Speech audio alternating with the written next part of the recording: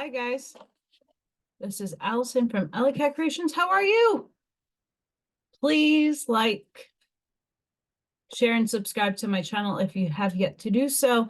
And if you get anything from my work, a connect the dot, an epiphany, a mind-blown moment, a new book to read, a new author to explore, artwork to check out, please consider supporting my work.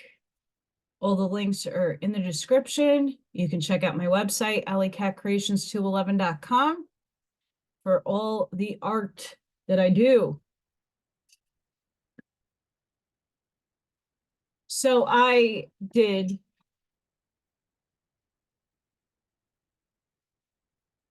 yes, my office is very messy at the moment.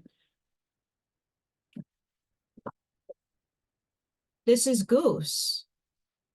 I'm very proud of my drawing.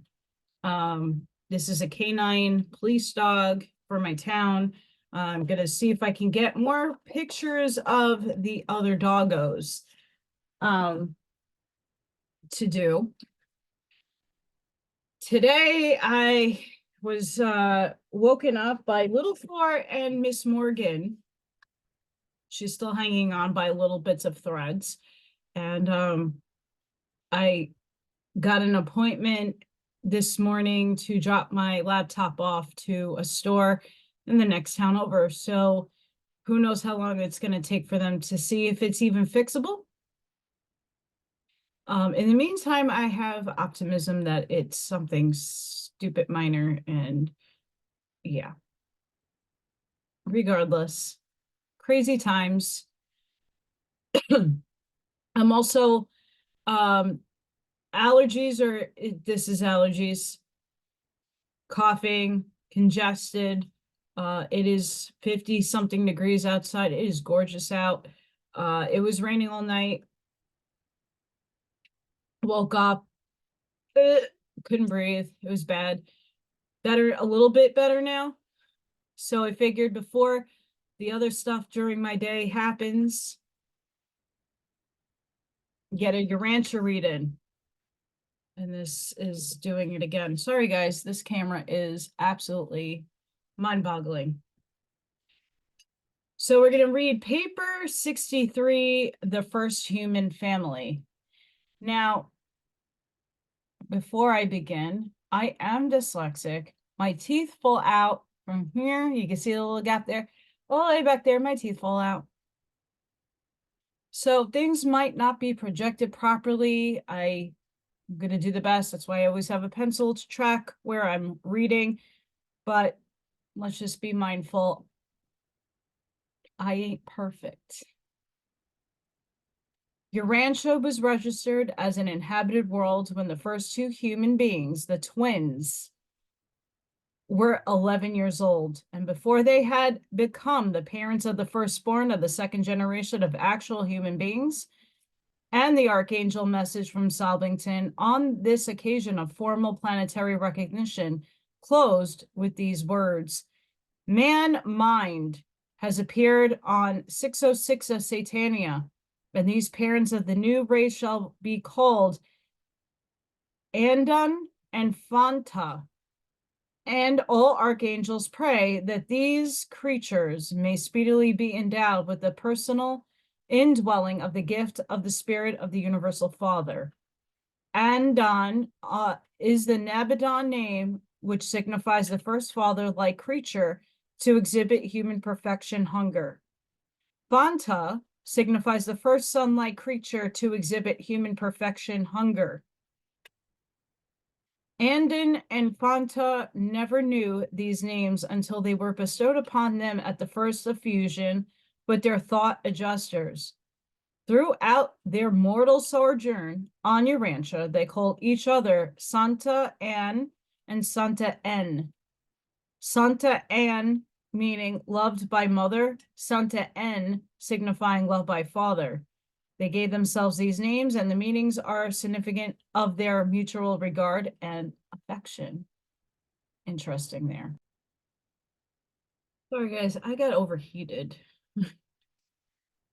So, gotta air myself out here. Andon and Fanta. In many respects, Adon and Fanta were the most remarkable pair of human beings that have ever lived on the face of the earth. This wonderful pair, the actual parents of all mankind, were in every way superior to many of their immediate descendants, and they were radically different from all of their ancestors, both immediate and remote. The parents of the first human couple were apparently little different from the average of their tribe, though they were among its more intelligent members. That group which first learned to throw stones and to use clubs in fighting. They also made use of sharp spicules of stone, flint, and bone. While still living with his parents, Adon had fastened a sharp piece of flint on the edge of a club, using animal tendons for this purpose, and on no less than a dozen occasions, he made good use of such a weapon in saving both his own life and that of his equally adventurous and inquisitive sister, who unfailingly accompanied him on all of his tours of exploration. The decision on Adon and Fanta to flee from the primates tribes implies a quality of mind far above the baser intelligence which characterized so many of their latter descendants who stooped to mate with their retarded cousins. Sorry, I don't like how that is worded, but whatever. The simian tribes. But their vague feeling of being something more than mere animals were due to the possession of personality and was augmented by the indwelling presence of the thought adjusters.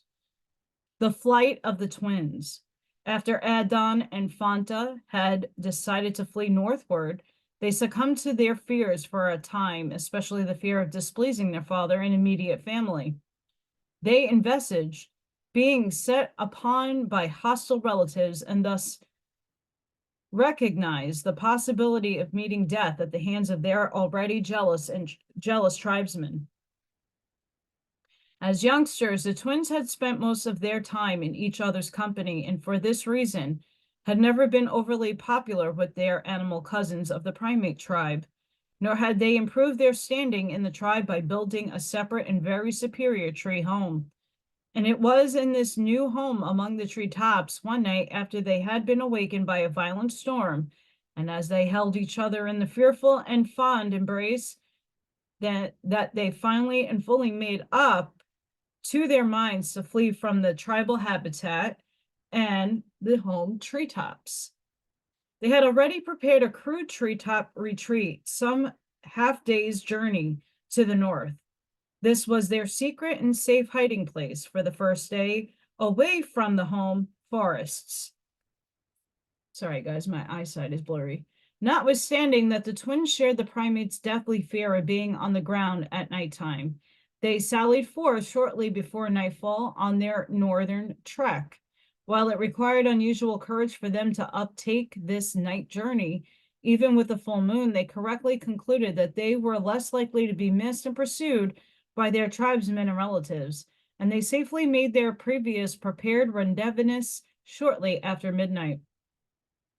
On their northward journey, they discovered an exposed flint deposit, and finding many stones suitably sharped for various uses, gathered up a supply for the future, and intending to chip these flints so that they would be better adapted for certain purposes.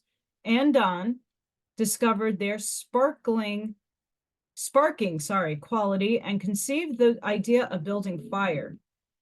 But the notion did not take firm hold of him at the time, as the climate was still sablurous and there were little need of fire. Once again, a word that is not coming out properly. But the autumn sun was getting lower in the sky, and as they journeyed northward, the nights grew cooler and cooler. Already they had been forced to make use of animal skins for warmth. Before they had been away from home one moon, Adon signified to his mate that he thought he could make fire with the flint. They tried for 2 months to utilize the flint spark for kindling a fire, but only met with failure. Each day, this couple would strike the flints and endeavor to ignite the wood. Finally, one evening, about the time of the setting of the sun, the secret of the technique was unraveled. when it occurred to Fanta to climb a nearby tree to secure an abandoned bird's nest. The nest was dry and highly flammable and consequently flared right up into a full blaze the moment the spark fell upon it.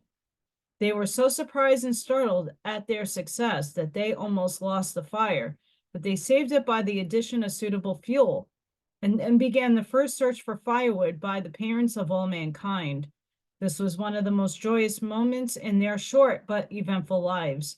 All night long, they sat up watching their fire burn, vaguely realizing that they had made a discovery which would make it possible for them to defy climate and thus forever to be independent of their animal relatives of the southern lands. After 3 days' rest and enjoyment of the fire, they journeyed on. The primate's ancestor of Andon had often replenished fire which had been kindled by lightning, but never before had the creatures of earth possessed a method of starting fire at will. But it was a long time before the twins learned that dry moss and other materials would kindle fire just as well as birds' nests. Adon's family. It was almost 2 years from the night of the twins' departure from the home before their first child was born. They named him Suntad. Suntad was the first creature to be born on Urantia who was wrapped in protective coverings at the time of birth. The human race had begun, and with this new evolution, there appeared the instinct properly to care for the increasingly enfeebled infants, which would characterize the progressive development of mind of the intellectual order as contrasted with the more purely animal type. Adon and Fanta had 19 children in all, and they lived to enjoy the association of almost half 100 grandchildren and half a dozen great-grandchildren. The family was domiciled in 4 adjoining rock shelters or semi-caves, 3 of which were interconnected by hallways, which had been excavated in the soft limestone with flint tools devised by Adon's children. These early Adonites evinced a very marked clannish spirit. They hunted in groups and never strayed very far from the home site. They seemed to realize that they were an isolated and unique group of living beings and should therefore avoid being separated. This feeling of innate kinship was undoubtedly due to the enhanced mind ministry of the adjudicant spirits. Adon and Fanta labored incessantly for the nurture and uplift of the clan. They lived to the age of 42, when both were killed at the time of the earthquake by the falling of an overhanging rock. 5 of their children and 11 grandchildren perished with them, and almost a score of their descendants suffered serious injuries. Upon the death of his parents, Suntad, despite a seriously injured foot, immediately assumed the leadership of the clan and was ably assisted by his wife, the eldest sister. Their first task was to roll up stones to efficiently entomb their dead parents, brothers, sisters, and children. Undue significance should not attach to this act of burial. Their ideas of survival after death were very vague and indefinite, being largely derived from their fantastic and venerated dream life. This family of Adon and Fanta held together until the 20th generation, when combined food competition and social friction brought about the beginnings of dispersion. The Adonic clans. Primitive man, the Adonites, had black eyes and a swarthy complexion, something of a cross between yellow and red. Melanin is a coloring substance which is found in the skins of all human beings. It is the original Adamic skin pigment. In general appearance and skin color, these early Adonites were nearly resembled the present-day Eskimo than any other type of living human beings. They were the first creatures to use the skins of animals as protection against cold. They had little more hair on their bodies than present-day humans. The tribal life of the animal ancestors of these early man had foreshadowed the beginnings of numerous social conventions, and with the expanding emotions and augmented brain powers of these beings, there was an immediate development in social organization and a new division of clan labor. They were exceedingly imitative, but the play instinct was only slightly developed, and the sense of humor was also entirely absent. Primitive man smiled occasionally, but he never indulged in the hearty laughter. Humor was the legacy of a later Adamic race. These early human beings were not so sensitive to pain nor so reactive to unpleasant situations as were many of the later evolving mortals. Childbirth was not as painful or distressing ordeal to Fanta and her immediate progeny. There were a wonderful tribe. The males would fight heroically for the safety of their mates and their offspring. The females were affectionately devoted to their children, but their patriotism was wholly limited to the immediate clan. They were very loyal to their families. They would die without question in defense of their children, but they were not able to grasp the idea of trying to make the world a better place for their grandchildren. Altruism was as yet unborn in the human heart, notwithstanding that all of the emotions essential to the birth of religion were already present in these Urantia aborigines. These early men possessed a touching affection for their comrades and certainly had a real, although crude, idea of friendship. It was a common sight in later times during their constantly reoccurring battles with the inferior tribes to see one of these primitive men valiantly fighting with one hand while he struggled on, trying to protect and save an uninjured fellow warrior. Many of the most noble and highly human traits of subsequent evolutionary development were touchingly foreshadowed in these primitive peoples. The original Adonic clan maintained an unbroken line of leadership until the 27th generation, when no male offspring appearing among Sontad's descendant, two rival would-be rulers of the clan fell to fighting supremacy. Before the extensive dispersion of the Adonic clans, a well-developed language had evolved from their early efforts to intercommunicate. This language continued to grow, and almost daily additions were made to it because of the new inventions and adaptations to environment, which were developed by these active, restless, and curious people. And this language became the word of Urantia, the tongue of early human family, until the later appearance of the colored races.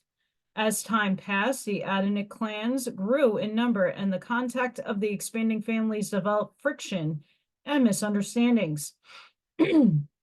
Only two things came to occupy the minds of these peoples: hunting to obtain food and fighting to avenge themselves against some real or supposed injustice or insult at the hands of the neighboring tribes. Family feuds increased, tribal wars broke out, and serious losses were sustained among the very best elements of the more able and advanced groups. Some of these losses were irreplaceable. Some of the most valuable strains of ability and intelligence were forever lost to the world. These early races into the primitive civilization were threatened with extinction by the incessant warfare of the clans. It is impossible to induce such primitive beings long to live together in peace. Man is the descendant of fighting animals, and those closely associated uncultured people irritate and offend each other. The life carriers know this tendency among evolutionary creatures and accordingly make provision for the eventual separation of developing human beings into at least 3 or more often 6 distinct and separate races.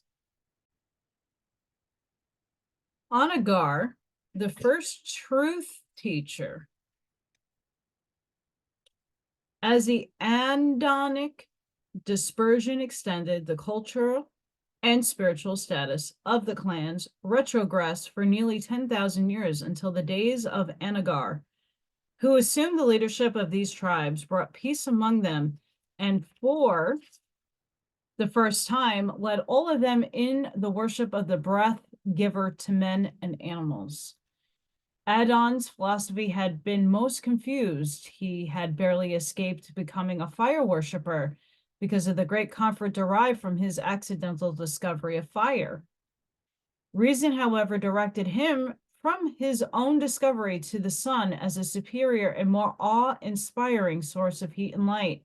but it was too remote, and so he failed to become a sun worshiper. The Adonites early developed a fear of the elements, thunder, lightning, rain, snow, hail, and ice. But hunger was a consistently reoccurring urge of these early days, and since they largely subsided on animals, they eventually evolved a form of animal worship. To add on, the larger food animals were symbols of creative might and sustaining power. From time to time, it became the custom to designate various of these larger animals as objects of worship. During the vogue of a particular animal, crude outlines of it would be drawn on the walls of the caves. And later on, as a continued progress was made in the arts, such an animal god was engraved on various ornaments. Very early, the Adonic peoples formed the habit of refraining from eating the flesh of the animal of tribal veneration. Presently, in order more suitably to impress the minds of their youths, they evolved a ceremony of reverence which was carried out about the body of one of these venerated animals.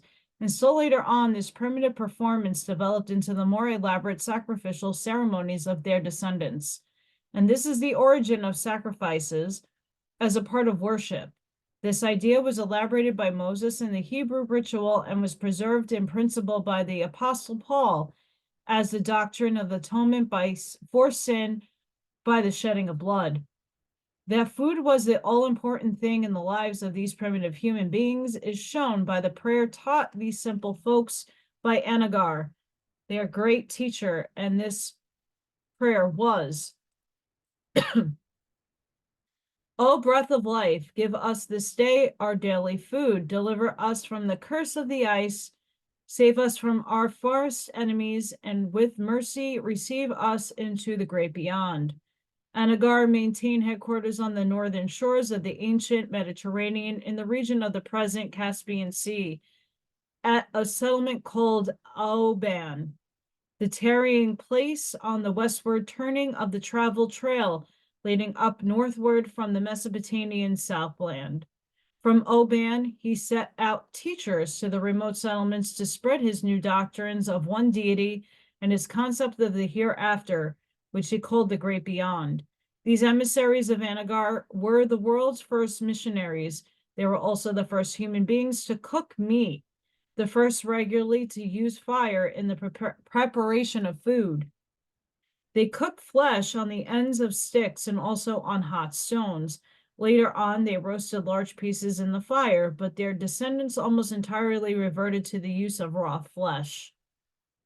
Anagar was born 983,323 years ago from AD 1934, and he lived to be 69 years of age. The record of the achievements of this mastermind and spiritual leader of the pre-planetary prince days is a thrilling recital of the organization of these primitive peoples into a real society.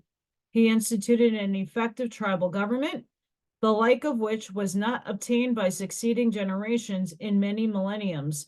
Never again until the arrival of the planetary prince was there such a high spiritual civilization on Earth. These simple people had a real These simple people had a real through primitive religion, but it was subsequently lost to their deteriorating descendants. Although both Adon and Fanta had received their thought adjusters, as had their descendants, it was not until the days of Anagar that these adjusters and guardian seraphim came in great numbers to Urantia. This was indeed the golden age of primitive man. The survival of Adon and Fanta.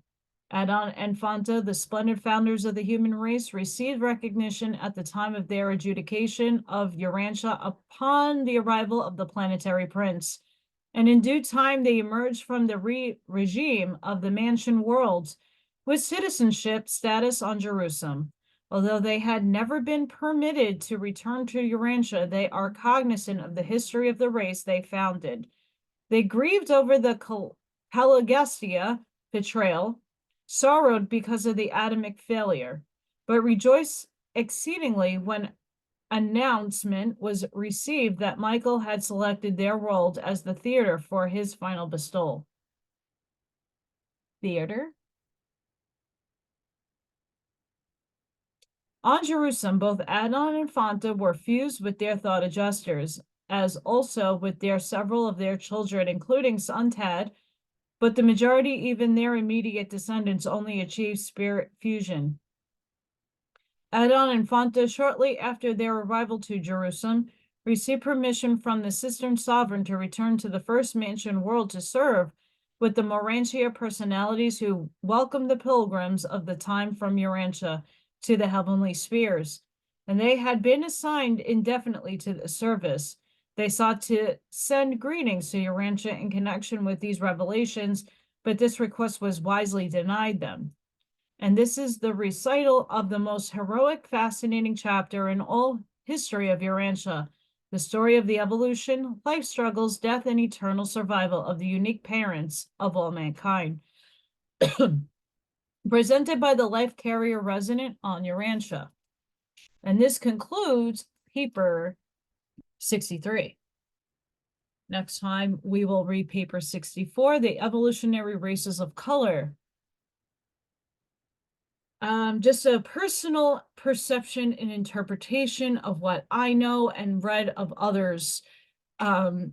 This is of the Illuminati line of how mankind was made as Neanderthals.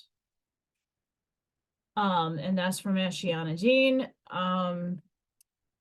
There's a lot of different stories about the seeding of humans, mankind, how we evolved. And the perspective from this book is of the Earthites. It's a race, just like a Waspe is from the Anunnaki perspective. This is from an Earthite perspective. And this is based on what other readings I've done. This is not necessarily accurate for us, but your interpretation and perception of reality is different from everybody's. Go in your heart space to see what aligns with you. Don't take my word on it. Please do your own research and read other things to see what your alignment is with. There's no right or wrong. Soul interpretation and perception. So I just want to put that out there. I don't necessarily align with that story of how we were seated, but that's okay. You don't have to agree with me. I don't have to agree with the book. So I hope all of you could bear with my fun allergies and some pauses. Sending each and every one of you love, light, compassion, grace, protection, and shielding energy. Please be safe, be seen. I hope all of you have a fantastic start to your sort of weekend. It's almost there. And I hope to see you on the next one. Bye, guys.